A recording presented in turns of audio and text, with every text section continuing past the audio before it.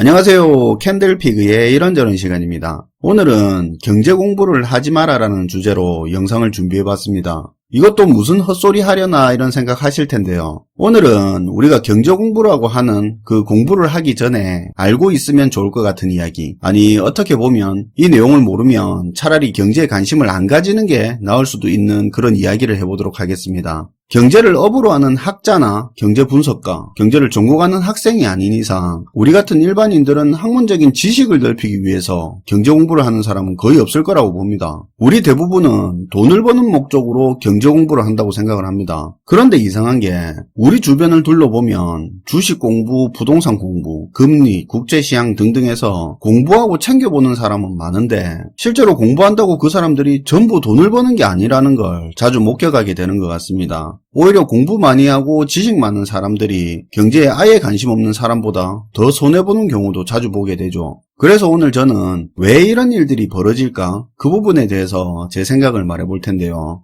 TV에 백종원 씨가 요리법을 설명하면서 항상 하는 이야기가 있더라고요. 요리에 답이 있는 건 아니다. 사람마다 다 입맛이 있고 방법이 있다. 여기서 소개하는 방법은 자기의 요리법이다. 정답이 아니라는 그런 말을 꼭 하더라고요. 오늘 저 역시도 마찬가지입니다. 오늘 하는 이야기는 누구한테 들은 것도 아니고 책에서 본 것도 아닌 제 생각입니다. 이게 정답이 아니라 제가 느끼고 경험을 하면서 나름대로 가지고 있는 경제 공부에 대한 개인적인 생각을 공유하는 거니까 그 부분은 이해하시고 들어주시면 좋을 것 같습니다.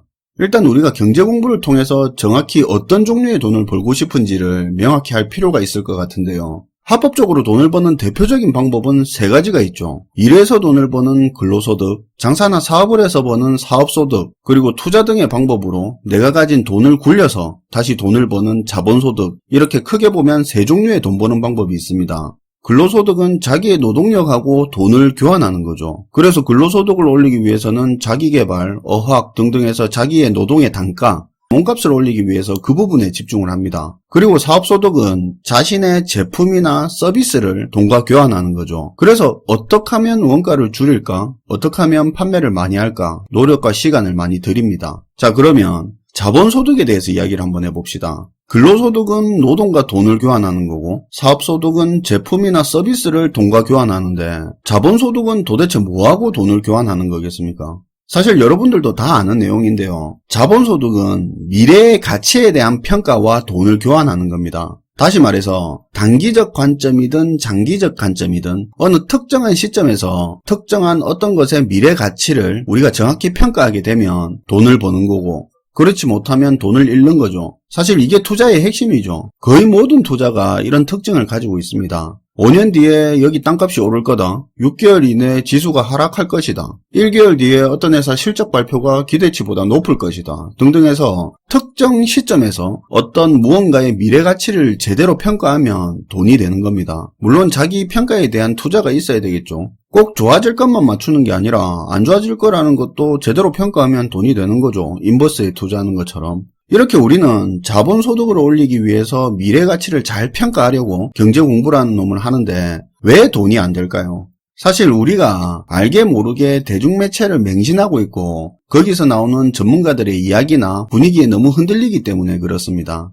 TV, 라디오, 신문, 인터넷 같은 대중매체는 대중을 상대로 똑같은 정보를 대량으로 공급하는 매체를 말합니다. 대중매체를 통해서 나오는 정보는 모든 사람을 상대로 하기 때문에 몇 가지 특징이 있는데요. 우선 공신력 있는 정보라는 그런 믿음을 줍니다. 누가 봐도 나보다 잘나 보이는 그런 사람들이 그것도 메이저 매체를 통해서 정보를 전달하니까 대중들은 그 정보를 그대로 받아들이게 됩니다. 단순하게 생각을 해봐도 누군지도 모르는 어떤 사람이 적은 블로그 글보다 무슨 전문가라고 하면서 방송에 나와서 하는 이야기가 더 가치 있고 맞다고 생각하는 경우가 많죠.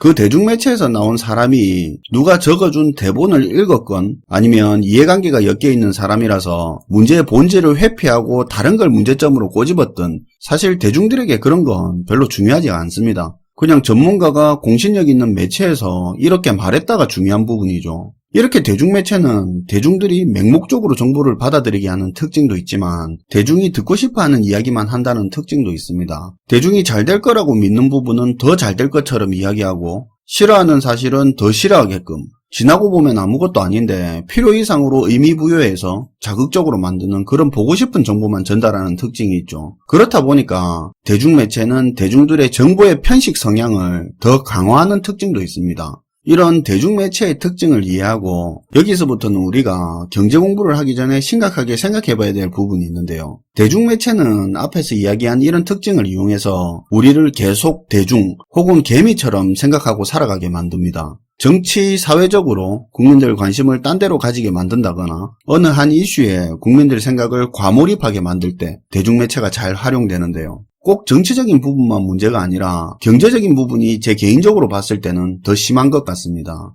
흔한 이야기로 주식 같은 거 기사에서 잘 안 나오면 그때 사고 여기저기서 장밋빛 전망이 나오기 시작하면 그때는 팔라는 이야기가 있는데요. 딱 그 말이 맞습니다. 대중매체가 대중들에게 정보를 주는 것도 사실이지만 대중들을 자기들이 의도한 대로 움직이게 만들기도 하는데요. 저평가 주식 많을 때 싸게 담기 좋은 타이밍에는 절대 좋은 이야기 없습니다. 실적 전망이 어둡니 경제가 안 좋니 겁을 잔뜩 줍니다. 그렇게 해버리면 나름 지금이 투자하기 좋은 타이밍이다 그렇게 생각했던 개미들은 지금 타이밍이 아닌가 좀 더 지켜보자 이렇게 돼버리죠. 그렇다고 대중매체가 거짓말한 건 없습니다. 전망이 안 좋은 거지 실제로 안 좋다고 한 적은 없으니까요. 그리고 나중에 실적이 잘 나오면 시장의 기대치보다 높은 실적이 발표됐다.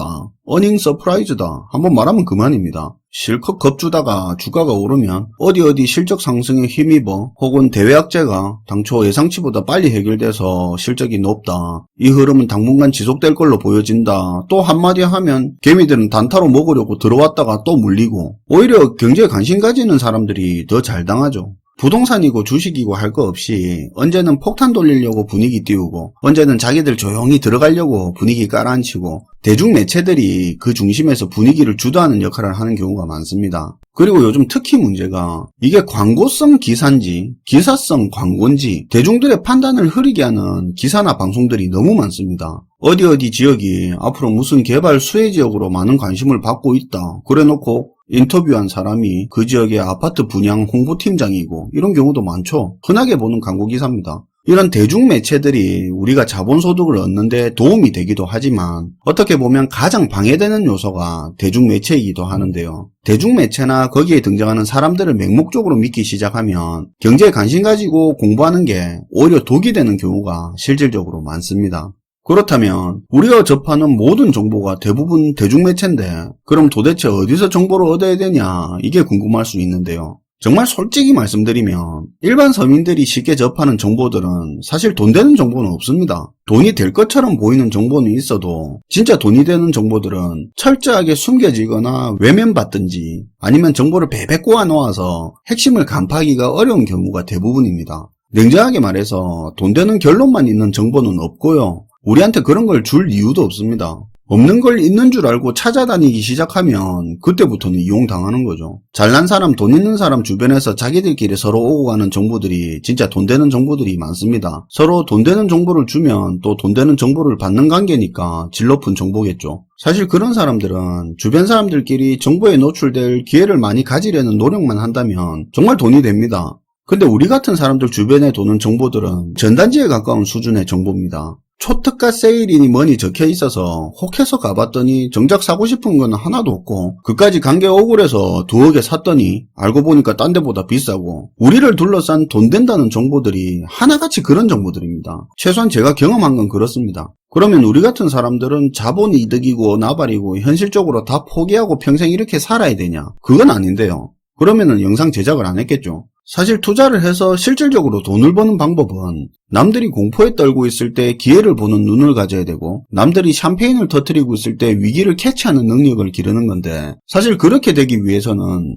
용기라는 게 필요합니다. 투자 이야기 하는데 용기라는 말이 진짜 매치가 안 되는 이야기죠. 그런데 저는 개인적으로 이거 정말 중요하다고 생각합니다. 전문가가 뭐라고 하든 다른 사람들이 뭐라고 하든 분위기가 어떻든 자기의 생각을 명확히 하고 행동할 수 있는 용기가 필요하고 그것 때문에 남들이 가지 않는 길을 간다고 해서 외로워지는 걸 두려워하지 않을 그런 용기가 투자에서는 중요한데요. 우리가 평생 개미로 대중으로 살아가는 건 군중심리 안에서 생각하고 행동을 해야 덜 불안하고 덜 복잡하고 덜 외로워서 그럴 겁니다. 그 군중심리 안에는 정치 이념도 있고 고정관념도 있고 편견도 있고 다양한 것들이 그 군중심리를 이루고 있는데 정치 이념에서 벗어난 생각을 가지게 되면 양쪽에서 공격받고 비난받을 수도 있습니다. 그리고 지금껏 내가 알고 있던 지식이나 고정관념을 벗어나는 건 객기가 아닐까 두려워지기도 할 겁니다. 그렇지만 그 용기를 바탕으로 대중 속에서 빠져나올 수만 있다면 그때부터는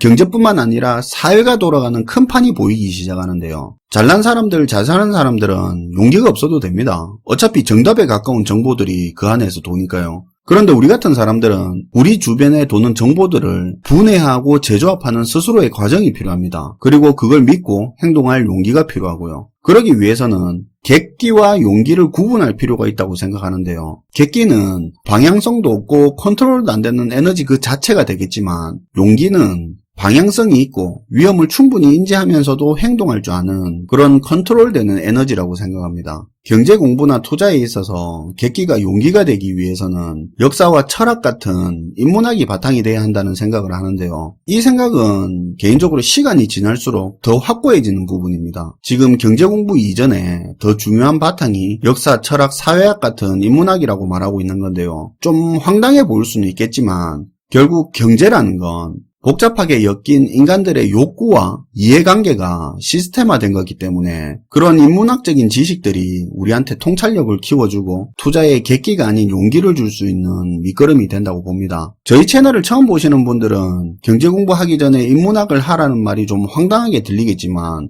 이런 지식들이 우리를 대중심리, 군중심리에서 빠져나올 용기와 확신을 줄 거라고 봅니다. 꾸준히 챙겨봐 주시던 분들은 제가 무슨 의미로 하는 말인지 분명히 이해하실 거라 믿습니다. 지금껏 해온 것처럼 앞으로도 저희 채널은 변함없이 이런 나름대로의 철학을 가지고 운영을 할 거니까 몰랐던 분들은 참고해 주셨으면 좋겠습니다. 시청해 주셔서 감사하고요. 지금까지 캔들피그의 이런저런 시간이었습니다.